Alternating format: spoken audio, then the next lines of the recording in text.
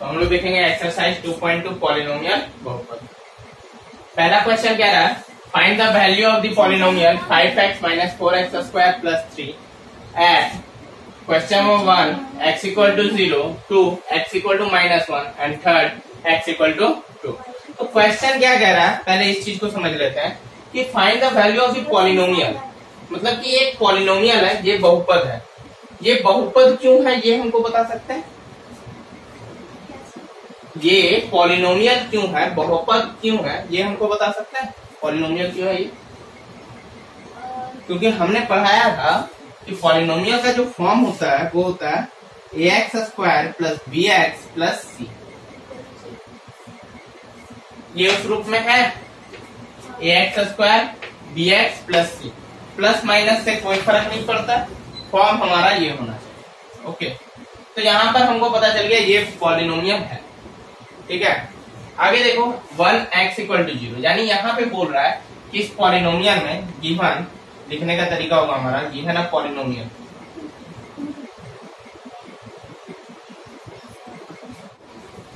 px equal to 5x minus 4x square plus 3, और यहां पर आपका बोल रहा है x पे पुट करने के लिए बोल रहा है 0, तो आप जब 0 पुट करोगे तो x के साथ यहाँ इंटू हो जाएगा 0 माइनस 4 इंटू 0 का स्क्वायर प्लस 3, तो वैल्यू हो जाएगा आपका 3। ये हो जाएगा आपका आंसर। सेम चीज आपका क्वेश्चन नंबर 2 का x है, यहाँ पे आप पुट करोगे -1, माइनस पुट करोगे -5 हो जाएगा, -1 का स्क्वायर माइनस, तो बना ही देते हैं ये भी क्वेश्चन, एक माइनस का है इसलिए थोड़ा क्लियर हो जाएगा। 5 है इंटू -1 माइनस 4 इंटू -1 का होल स्क्वायर प्लस 3। यहाँ क्या हो जाएगा 5, यहाँ हो जाएगा -5, यहाँ हो जाएगा -1 का स्क्वायर देखो +1 होता है, तो ये 4 इंटू 1 हो जाएगा +3, और आपका वैल्यू हो जाएगा -5 -4 -9 प्लस 3 इज -6। योर क्लियर है? अब देखो इसको आप नोट कर लीजिएगा। इसके बाद सेम 2 पुट कर देना है, आपका आंसर आपको मिल जाएगा। क्वेश्चन नंबर 2 कह रहा है यहाँ पे P0, P1, P2 for each of the following polynomial. 4 question है एनसीईआरटी के बुक में, आप लोग देख लोगे। हम सिर्फ यहाँ पे एक लिख दे रहे हैं, गिवन अ पॉलिनोमियल Px, यहाँ पे ये पॉलिनोमियल बन जाएगा 2 plus t plus 2t square minus t cube. Okay, अब देखो यहाँ पे हम जब पुट करेंगे वैल्यू, तो according to question P0 0 put करेंगे तो 2 plus 0 plus 2 into 0 minus 0, answer हो जाएगा आपका 2। और सेम केस एक बार P1 पुट करना है यहाँ पे इसी क्वेश्चन में, और फिर P2 पुट करना है, हो जाएगा। ठीक है, नेक्स्ट क्वेश्चन है क्वेश्चन नंबर 3। ये कह रहा है हमसे कि Px जो है वो जीरोस ऑफ द पॉलिनोमियल है या नहीं है। तो Px जो है वो है 3x plus 1, x equal to -1/3, Px है 5x minus 5, x equal to 4/5। तो देखते हैं कि ये जीरोस ऑफ द पॉलिनोमियल है या नहीं। जीरोस ऑफ द पॉलिनोमियल का कॉन्सेप्ट क्या था? जीरोस ऑफ द पॉलिनोमियल का कॉन्सेप्ट क्या था? क्या था जीरोस ऑफ द पॉलिनोमियल का कॉन्सेप्ट? नहीं, जो भी फंक्शन होगा, मान लो fx है या px है, वो इक्वल टू होना चाहिए 0 के। ठीक है, कोई भी फंक्शन हो सकता है, कोई भी फंक्शन हो सकता है, वो लीनियर भी हो सकता है, क्वाड्रेटिक भी हो सकता है, क्यूबिक भी हो सकता है। जीरोस ऑफ द पॉलिनोमियल का कॉन्सेप्ट यही है कि कोई भी पॉलिनोमियल होगा वो होना चाहिए 0 के इक्वल। ओके, जैसे यहाँ पे fx है, px है, ये सब तो हम लोग मान लेते हैं। कोई भी पॉलिनोमियल है, x क्या है, क्योंकि ये x के रिस्पेक्ट में है इसलिए x हो गया। जैसे देखो px है, यहाँ पे क्या है, पहला नंबर 3x प्लस 1 है। 3x प्लस 1 बराबर क्या बोल रहा है, तो यहाँ पे हम लोग लिख सकते हैं px बराबर 0, 3x plus 1, then 3x plus 1 equal to 0, 3x equal to -1, ठीक है। और x क्या है, मल्टीप्लाई में है तो यहाँ पे इनटू में हो गया तो डिवाइड में हो जाएगा, बॉर्डर पार करेगा। हाँ सेकेंड नंबर है तो हाँ यस, यहाँ हम लोग लिखेंगे here this 0 of the polynomial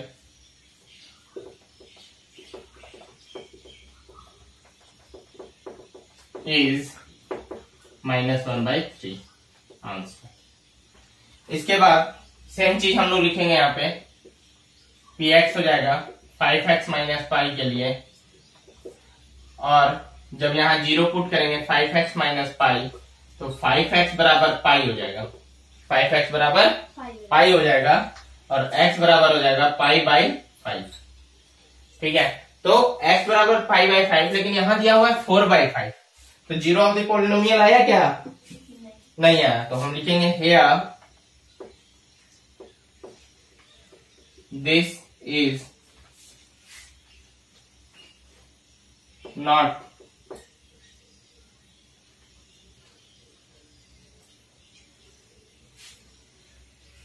zeros of the polynomial,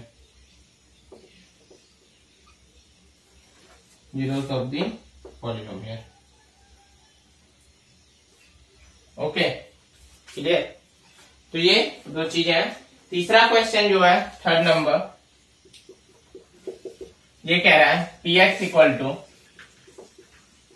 3x² है -1 है, तो देखो x यहाँ पे भी 0 हो जाएगा, 3x² -1, then 3x² equal to 1 and x² equal to 1/3।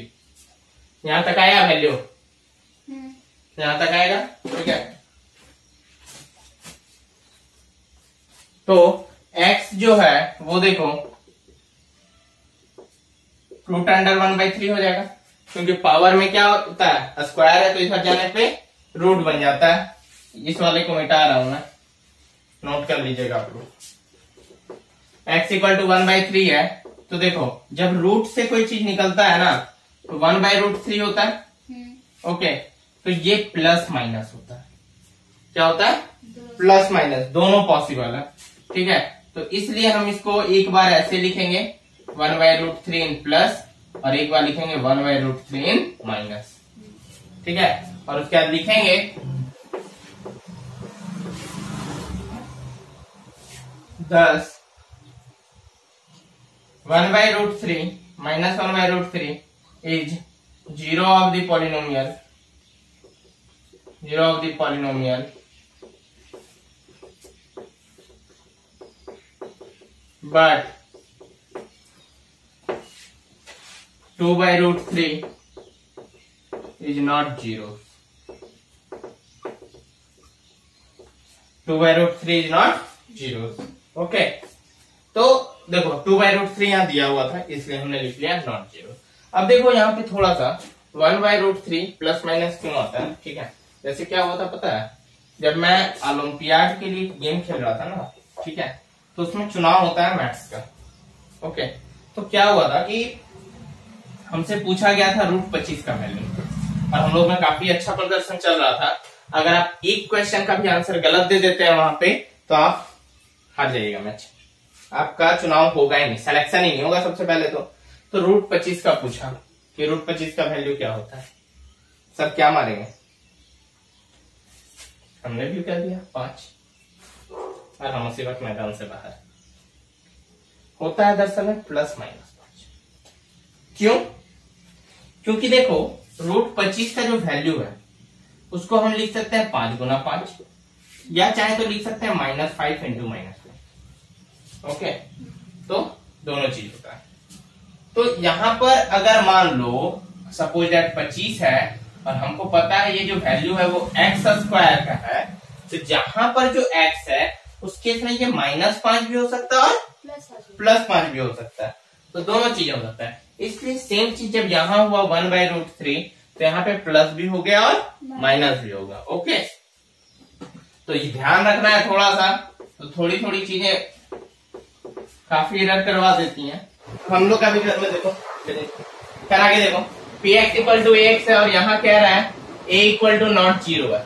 ठीक है, कुछ नहीं करना है, क्वेश्चन 4 का हर एक क्वेश्चन यही कह रहा है पी एक्स बराबर आप 0 पुट करोगे, आपको एक्स का वैल्यू चाहिए, बस यही कह रहा है क्वेश्चन। यहाँ पे देखो ए इक्वल टू 0 है, क्या कह रहा है, तो सेम चीज है, ए एक्स बराबर हम 0 लिख देंगे, तो एक्स बराबर भी क्या होगा 0 ही होगा हमारा आंसर, और यही आपका 2.2 यहाँ पे फिनिश हो जाता है। ए इक्वल टू नॉट 0 का अर्थ है कि ए यहाँ पर 0 नहीं होगी, ए का वैल्यू या तो इंटीजर रहेगा यहाँ पे, या तो वो प्लस में हो सकता है या तो माइनस में होगा, लेकिन 0 कभी नहीं होगा। और यहाँ पर x इक्वल टू 0 अगर है तो यानी जाहिर सी बात है पी एक्स का होल टर्म 0 ही होगा कहीं ना कहीं, क्योंकि एक भी अंक 0 है तो प्लस हो या माइनस हो, कोई भी अंक से गुना करे तो वैल्यू। देखो रिमाइंडर थ्योरम क्या कहता है, एक्सरसाइज 2.3 का जो पहला टॉपिक है वो रिमाइंडर थ्योरम। रिमाइंडर थ्योरम हमारे पास कहता है dividend equal to division into quotient plus remainder, और भाज्य इक्वल टू भाजक गुना भागफल प्लस शेषफल। डिविडेंड क्या है, मान लो ऐसी संख्या जिससे जो भाग देंगे हम, भाजक वो संख्या जिससे हम भाग देने वाले हैं, भागफल जो गुना होगा, और रिमाइंडर जो हमारा बचा रहेगा। मान लो सपोज हमारे पास 15 है, इसको हम 6 से भाग देते हैं, 6 इंटू 2, ठीक है, प्लस हमारा क्या बचेगा 3। ये रिमाइंडर थ्योरम में आ गया। जैसे देखो 6 से भाग दे रहा है 15 को, माइनस हो गया 3 बच गया, 6 इंटू 12 और 3 हमारा रिमाइंडर बच गया। सेम अगर हम 12 के साथ भी करें तो क्या होगा, 4 इंटू 3 प्लस 0 हो जाएगा यहाँ पे, क्योंकि रिमाइंडर जो है शेषफल जो है हमारा वो क्या है 0 हो जा रहा है यहाँ पे। तो समझ में रिमाइंडर थ्योरम का काम क्या है। अब लेकिन जहां पर क्या करना, पॉलिनोमियल में यूज किया है, तो पॉलिनोमियल में यूज हम लोग करेंगे, मान लो कोई इक्वेशन है x square plus x plus 1 और x से हम लोगों को भागा देना है, उसके बाद देखेंगे कि क्वोशिएंट क्या मिलेगा और रिमाइंडर क्या मिलने वाला है। ठीक है, तो इस पर थोड़ा सा हम लोग काम करते हैं। सर आपको गलती कहाँ हो रहा है? क्या आपको गलती कहाँ हो रहा है? नेक्स्ट एक एग्जांपल हम लेते हैं जो रिमाइंडर थ्योरम पर बेस्ड है, और कह रहा है कि पी एक्स जो है हमारे पास x plus 3x square minus 1 है, और g x equal to 1 plus x है, और पी एक्स डिवाइड कर रहा है जी एक्स, यानी कि हम कर सकते हैं सॉल्व में कि p x by g x है। ठीक है, तो यहां पर हम लोग क्या करेंगे, सिंपल सी बात है, x प्लस 1 है हमारे पास, 1 प्लस एक्स को हम x प्लस 1 लिख सकते हैं कि नहीं लिख सकते हैं, बिल्कुल लिख सकते हैं, कोई दिक्कत नहीं है।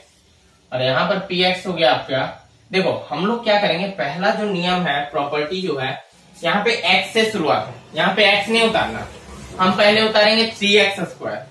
जो सिस्टम है जो सबसे बड़ा है पावर में, एक्सपोनेंट में, उसको हम सबसे पहले लिखेंगे, प्लस x, और यहाँ हो गया माइनस 1। यहाँ भी हमने पहले x वाले टर्म को लिखा फिर 1 वाले को। ठीक है, अब हमको देखो यहाँ पर करना क्या है, हमको यहाँ पर गुना करना है, गुना x को उस टर्म से करना है जो 3x स्क्वायर आ जाए।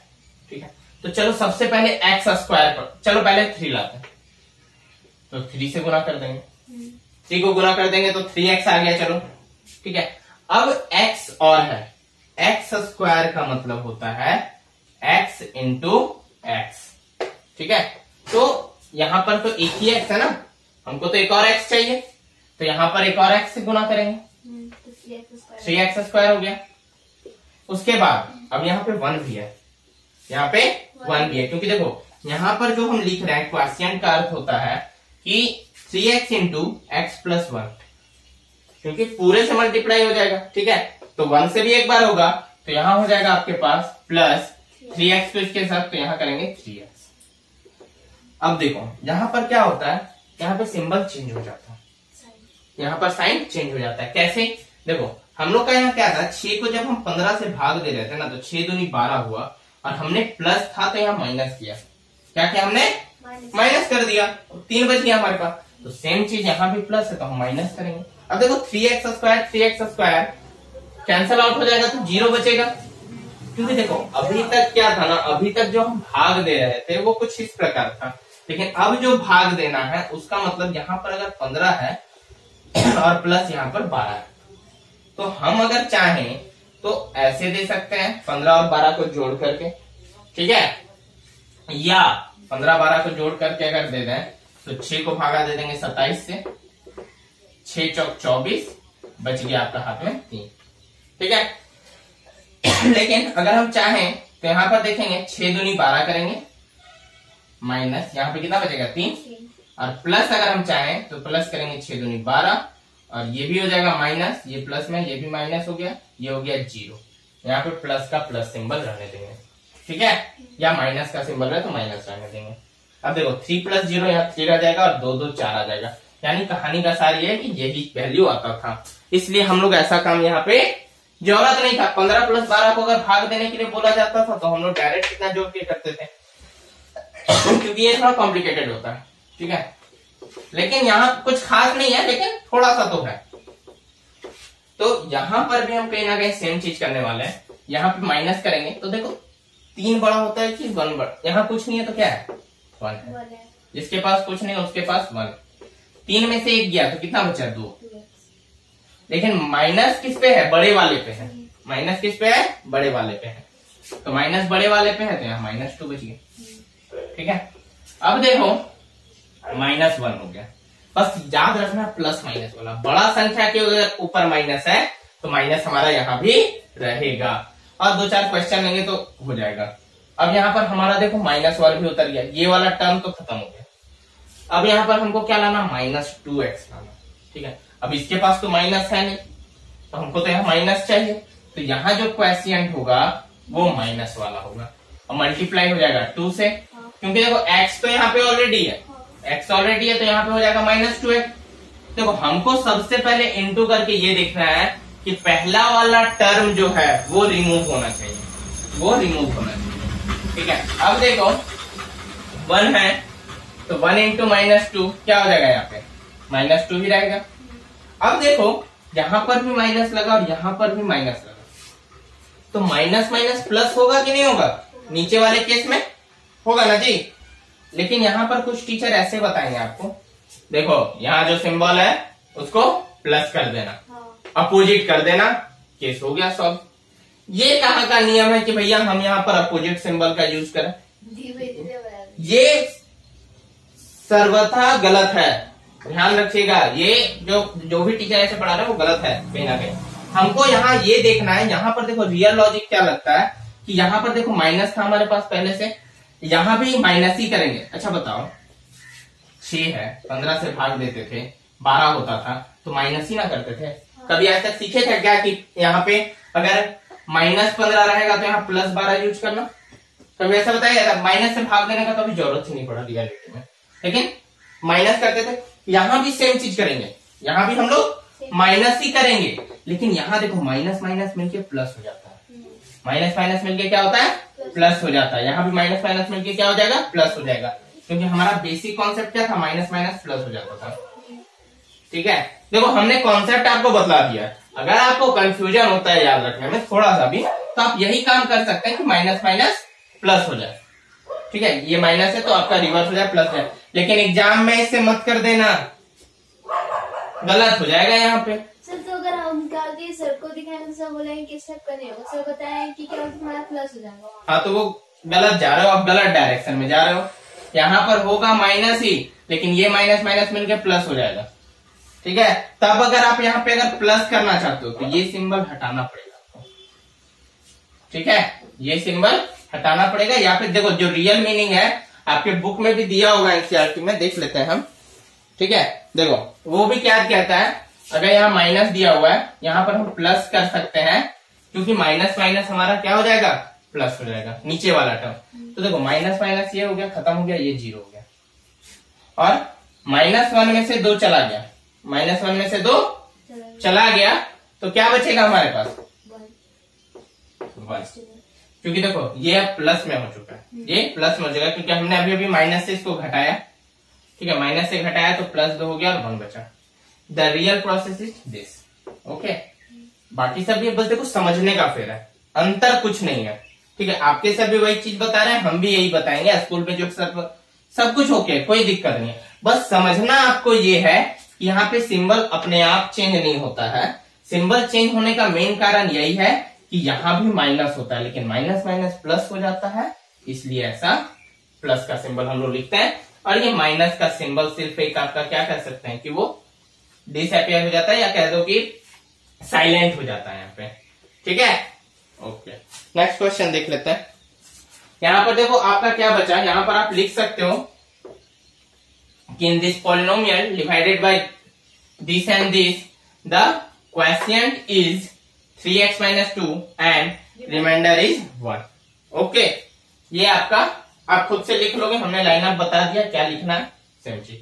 ओके, पॉज करके वीडियो को आप लोग देख लोगे, यानी लिख लोगे। ओके, अब देखो, मान लो सपोज डेट आपको चेक करना है कि आपका आंसर सही है या गलत है, तो आप यहीं पर रिमाइंडर थ्योरम ही लगाकर आप देख सकते हैं कि ये क्वेश्चन आपका सही है या गलत है। कैसे, चलो देखते हैं। देखो, मान लो आपके पास जो रिमाइंडर थ्योरम है वो क्या करता है, dividend equal to divisor quotient plus remainder. Dividend क्या है इसमें, x + 3x² - 1। डिवीजर क्या है, x + 1 है। क्वोशिएंट क्या निकला आपका, ये इनटू में है, सॉरी 3x - 2 और प्लस 1। अब इसको और इसको मल्टीप्लाई करेंगे, x × 3x क्या हो जाएगा आपका, 3x² लो आ गया पहला वाला टर्म, प्लस x - 2 के साथ जाएगा तो हो गया आपका -2x, 1 इनके साथ गया तो हो गया 3x, ठीक है, 1 इनके साथ गया तो हो गया -2 और यहाँ हो गया +1।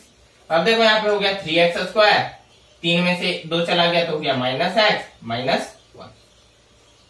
आ गया हमारा सेम चीज, यहाँ भी आ गया 3x² + x -1।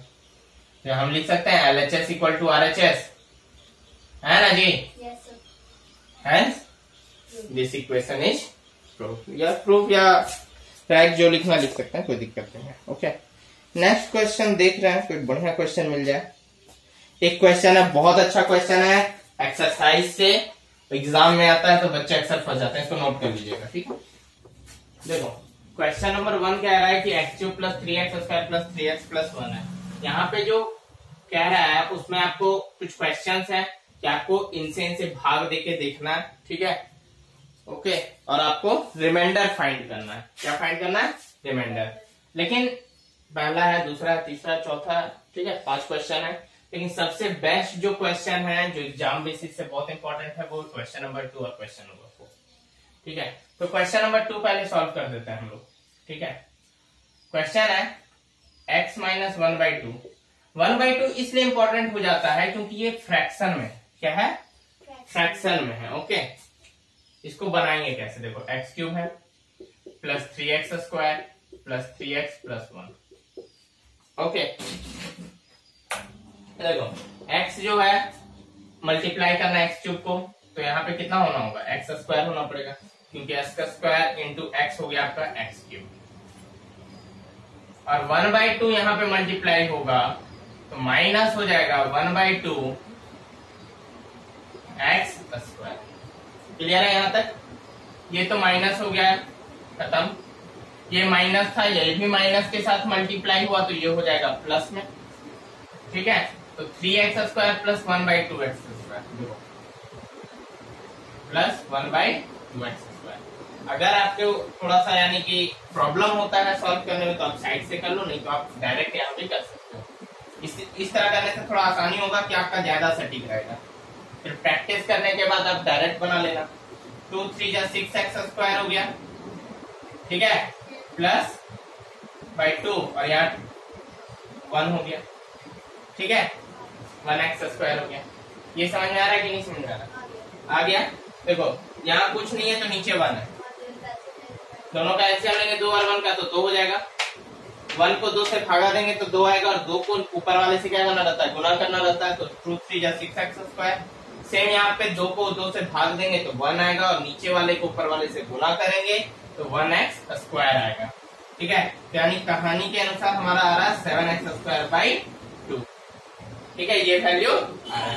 अब देखो इसमें आप एक और चीज कर सकते हो, अगर आपको इसमें भी डाउट हो रहा है एक्स स्क्वायर वाले केस में, तो आप एक्स स्क्वायर दोनों के पास है तो आप चाहो तो कॉमन भी ले सकते हो, ठीक है, और तब सॉल्व कर देना, बात वही पड़ेगा, ठीक है। तो आपको जैसे अच्छा लग रहा है वैसे कीजिए। यहाँ भी आप कर सकते हैं 2 3 6 + 1 7/2 x प्लस 3x, ठीक है।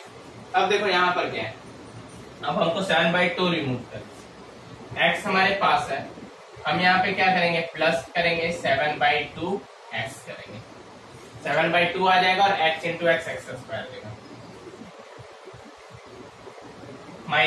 माइनस क्या हो जाएगा, देखो यहाँ तक तो ठीक है। चलो अब 3x के साथ -1/2 × 7/2, ये तो इंटू है, ये इसके साथ क्या है जी, इंटू में है, x -1/2 है, और ये जो है 7/2, ये तो इन पूरे टर्म के साथ इंटू में, क्योंकि ये तो क्वोशिएंट है, तो यहाँ पर हो गया 7/2 x, तो ये जब मल्टीप्लाई होगा इसके साथ तो 2 2 4 हो जाएगा, और यहाँ पे हो जाएगा -7/4 x। यहाँ तक क्लियर। अब देखो ये माइनस हो गया तो ये फिर से कैंसिल आउट, ये प्लस हो गया, माइनस माइनस प्लस हो जाएगा, और यहाँ पर हो गया, फिर से सेम चीज करेंगे, क्या करेंगे, 3x है प्लस 7/4, आप करके देख लोगे, 4 × 12 और 7 कितना हो जाएगा, 19x, 19/4 x। यहाँ क्या बचा आपका, 1 बचा, ठीक है। यहाँ तक कोई दिक्कत, क्लियर है। अब देखो 19/4 है यहाँ पे, तो जाहिर सी बात है हमको यहाँ भी 19/4 चाहिए, क्या चाहिए, 19/4, और x तो है ही यहाँ पे, 19/4 x हो गया, माइनस हो गया आपके पास 1/2 × 19/4, तो देखो 2 का सिर्फ 4 से गुना होगा, तो हो जाएगा आपका 19/8, ये माइनस माइनस खत्म हो गया, माइनस माइनस प्लस हो गया, ठीक है। तो 19/8 + 1 क्या हो जाएगा, 8 × 8 और 19 कितना हो जाएगा, 27/8। This is your answer. अब आप लोग का होमवर्क ये है कि आप लोग इसको चेक करके लाओगे कि क्या ये रिमाइंडर थ्योरम के अनुसार सही है या नहीं है, ठीक है। क्वेश्चन आपका इतना आएगा और रिमाइंडर इतना आएगा, क्लियर है, कोई एनी डाउट, ओके। एक बचा x + पाई का केस, ये भी इम्पोर्टेंट है, कोशिश करना बनाने का, नहीं बनेगा तो छोड़ देना। देखो x, क्योंकि देखो अब आप क्लास 9 में आ गए हो, तो क्लास 9 में एक चीज आप समझ लो कि pi is not equal to 22/7, ठीक है। पाई 22/7 के बराबर नहीं है, ठीक है, वो साइलेंटली डिफरेंट है। क्यों, 22/7 एक रैशनल नंबर है, ठीक है, जबकि पाई एक इरेशनल नंबर है, पाई एक अपरिमेय संख्या है, ये कभी खत्म होने वाला नहीं, जबकि 22/7 कुछ अंकों के बाद खत्म हो जाता है। 22/7 की बात करते हैं, क्योंकि वो सबसे नियरेस्ट वैल्यू है पाई का, वो सबसे नियरेस्ट वैल्यू। हमने अपने लाइब्रेरी में एक किताब पढ़ी थी, उसमें क्या था ना, इतना मोटा बुक था, इतना मोटा बुक था, और उसमें सिर्फ पाई का ही भागा लगा हुआ, पाई को ही सॉल्व किया वैल्यू को, हाँ पूरा सिर्फ डिवाइड। उसके बाद लास्ट का पन्ना में भी क्या किया पता है, लास्ट का पन्ना में जो वैल्यू आया था उतना लिख दिया, dot dot dot dot dot dot dot dot so on, यानी कि वो खत्म होने वाला नहीं है। करीब हमको लगता है 700-800 पेज का पन्ना का किताब होगा, ज्यादा ही होगा, कम नहीं होने वाला, ठीक है। तो उतना बड़ा डिवाइड होने के बाद भी कोई आंसर नहीं दे पाया, अंत में थक के छोड़ दिया होगा, पाई का कोई निकालना, ठीक है। देखो पाई के बारे में सबसे पहले चर्चा हमारे मैथमेटिशियन ने तो आर्यभट्ट ने की थी, लेकिन एक और जगह है ग्रीक साइंटिस्ट को, ठीक है, मिस्र वगैरह के। तो देखो हम लोग में जैसे कैसे कखा गगा में कितने होते हैं, 36 होते हैं, ठीक है, स लगाते 37 रहेंगे, और अ आ ई कुल मिला के 13 होते हैं, हाँ उसमें भी यानी एक अंक है जो ऊपर नीचे होता है, 12 होंगे, ठीक है। तो देखो क से ज्ञ तक 36 होता है, और शायद श्र मिला दिया जाता है तो 37 हो जाता है, ठीक है, और अ आ ई आपके कुल 12 है, ठीक है। तो इसमें क्या है ना कि उसी तरह जो ग्रीक लोगों के हैं, ठीक है, मिस्र इजिप्ट वगैरह के जो हैं उनके भी होते हैं, ठीक है। तो हम लोग के अल्फाबेट में इंग्लिश वाले में इसी तरह जैसे 26 होते हैं ना, उनके काफी ज्यादा है, 46 है कि कुछ समथिंग है। ओके हाँ, चाइना वाला में तो 100 पार है लैंग्वेज। हाँ, उसका लैंग्वेज चलता है, हर लैंग्वेज का अलग अलग होता है। जैसे आप ये सब नहीं देखते हैं कोरिया वगैरह में कैसे अलग टाइप से लिखा जाता है। खैर, तो उसमें जो पी जो है ना, हम जो बताना चाह रहे हैं फिर सिर्फ इतना समझिए, जो पी है उसके स्थान पर वहां पर इस तरह लिखा जाता है। पी का जो पोजीशन है उसके स्थान पर पाई लिखा जाता है। चाइनीज नहीं, ग्रीक में, ठीक है, ग्रीक लैंग्वेज में। तो वहीं के साइंटिस्ट ने उन लोग का ये क्या बोलते हैं, वो होम वर्ड है, यानी जन से जो वर्ड है वो पाई है। तो वहीं पर इन्वेंशन हुआ है, वहीं पर रिसर्च हुआ है काफी ज्यादा। बताएंगे कभी पाई के भी बारे में बताएंगे कभी, ठीक है, खुल के। फिलहाल अभी इतना कीजिए।